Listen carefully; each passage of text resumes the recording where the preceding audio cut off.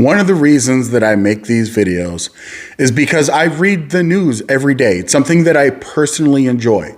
Even if I never sat in front of another camera, another day in my life, or ever recorded any content, I still love reading the news. I like to stay up to date. And the reason that I sit down to make these videos is because I come across content that I feel is not being properly portrayed by the corporate mainstream media because they have a bias. So what I try and do is read news stories and then try and break it down and give it back to people that care about hearing the truth of a story or pulling at the strings that you'll never hear pulled at from the corporate mainstream media. That's what I try and do. I read a story that was so blatantly and shockingly racist. I paused for a second just to make sure I wasn't being trolled, or maybe I had clicked on the wrong button that sent me to some type of satire site. Like, I expect to hear a lot of garbage nonsense that's portrayed and spun a certain way to fit a certain narrative when it comes to the corporate establishment mainstream media narrative. But this story actually made me say, whoa, am I really reading this right? In this story, Black women want to find Black men as donors so they can have 100% Black children. They are explicitly saying that because I cannot find a Black donor, I would rather not have a child. And that is really the crux of this story. And I just think it's preposterous that not only the person that wrote the story, but the editor that approved it said, this is good. Like, let's tell the story that there's just not enough Black men in the donor system, because that's the way that they try and spin this, that somehow like sperm banks are racist because there's not enough Black donors, not understanding that what they're actually saying is that these women are opting to not have children instead of having diluted Black children, which is absurd and overtly racist. Which made me think something. Are there a lot of people that feel this way?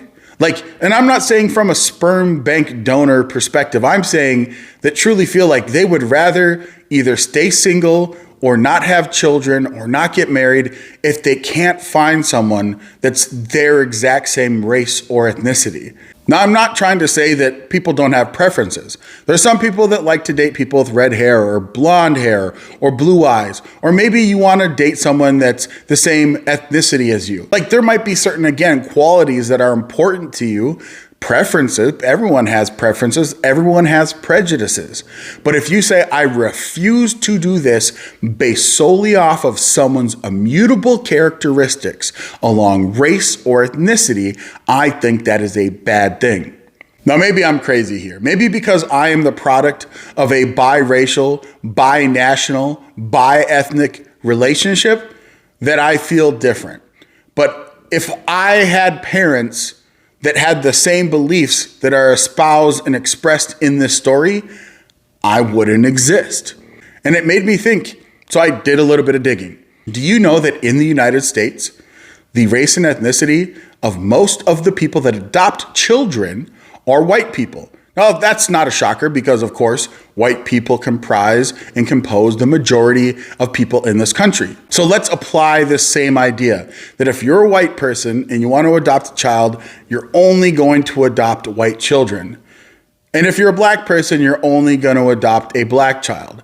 If that happened, there are not enough Black applicants looking for children to adopt to actually spread out that disparity, which means that there would just be a bunch more Black children or non-white children stuck in the adoption system to never be adopted. So that to me is proof enough, is it not? That right now, white people are adopting more non-white children because apparently to them, that doesn't matter. But in this instance, in this case, when we're talking about someone that wants to have a biological child, they're not going to have a child if that child can't be the exact same race and ethnicity as the mother. So then where do we go from there? At this point, do white people say, hey, I'm going to adopt that same belief system. I only want my children to reflect my same culture and my same racial identity or ethnicity. Is that where we're supposed to go? Is that the righteous thing to do? Or does this only apply to Black people or to non-white people? That they get to stick with their own, and that if they go outside of their parameters, that they're diluting or erasing their ethnicity. I've actually met people like that believe that if you dilute your bloodline, that somehow you are committing a form of genocide, that you are erasing your racial identity, which is a very racist belief because it was espoused by Nazis, being racially pure.